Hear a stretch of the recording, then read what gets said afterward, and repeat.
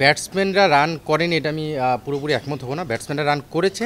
আপনি যদি স্পেসিফিক বলতে চান টপ অর্ডারে আমাদের রানটা হয়নি। আমাদের কিন্তু মাঝখানে হৃদয়, রিয়াদ, জাকির তারা কিন্তু রান করেছে।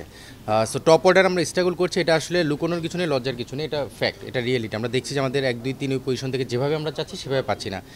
তানজিদ তামিম জিম্বাবুয়ের সঙ্গে কিছুটা কন্ট্রিবিউট করেছে ডেবু হওয়ার পরেও, বাট সৌম্য লিটন একটু স্ট্রাগল করছে, শান্তর ব্যাটে আমরা খুব একটা রান পাচ্ছি না। বাট এরা প্রুভেন প্লেয়ার, এদের আসলে নতুন করে প্রমাণ করে। এখানে যদি তানজিদ তামিম ফেল করতো তখন বিষয়টা অন্যরকমভাবে আসতো। বাট যারা আমাদের প্রুভেন প্লেয়ার, সৌম্য, লিটন, শান্ত, এরা কিন্তু এমন না যে নতুন ক্রিকেট খেলছে, তারা অনেক দিন খেলে নিজেদেরকে প্রমাণ করেছে। এবং এই স্টেজে আসার পরে তাদের আর প্রমাণ না, তাদের ফর্মে ফেরাটা সময়ের ব্যাপার। সো সেই ফর্মে ফেরার অপেক্ষা আমরা আছি, এবং সেই ফর্মটা যদি ওয়ার্ল্ড কাপের আগেই ফিরে আসতে পারে সেটা আমাদের প্রাপ্তি হবে। এবং আমরা শুধু আমি না, আমরা সিলেক্টর না, আমরা পুরো দেশ কিন্তু আশা করছি যে তারা ফর্মে ফিরে আসুক, মন থেকে সবাই চাচ্ছে।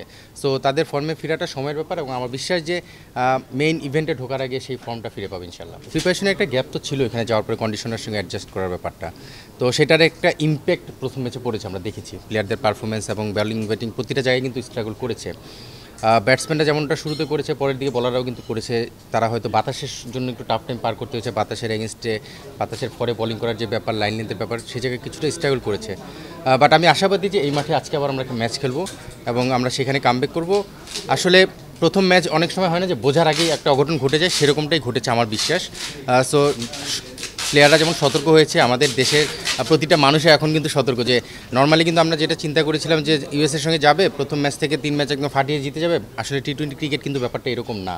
ওই স্পেসিফিক দিনে ভালো খেলাটা খুব জরুরি, যেটা আমাদের দল আসলে খুব একটা ভালো খেলতে পারেনি। বাট এই দলটার উপর কিন্তু আমাদের সবার বিশ্বাস আছে, আমরা বিশ্বাস করি যে এই দলটা ভালো করতে পারে। এবং এটা তো জাস্ট ওয়ার্ম আপ টাইপের একটা ম্যাচ আমি বলবো, ইন এ সেন্স যে টি-20 ওয়ার্ল্ড কাপের আগে।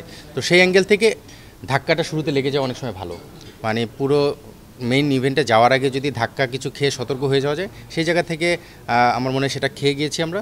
আমি শিওর যে আমরা সেটা ঘুরে দাঁড়াবো এবং ভালো কিছু করবো।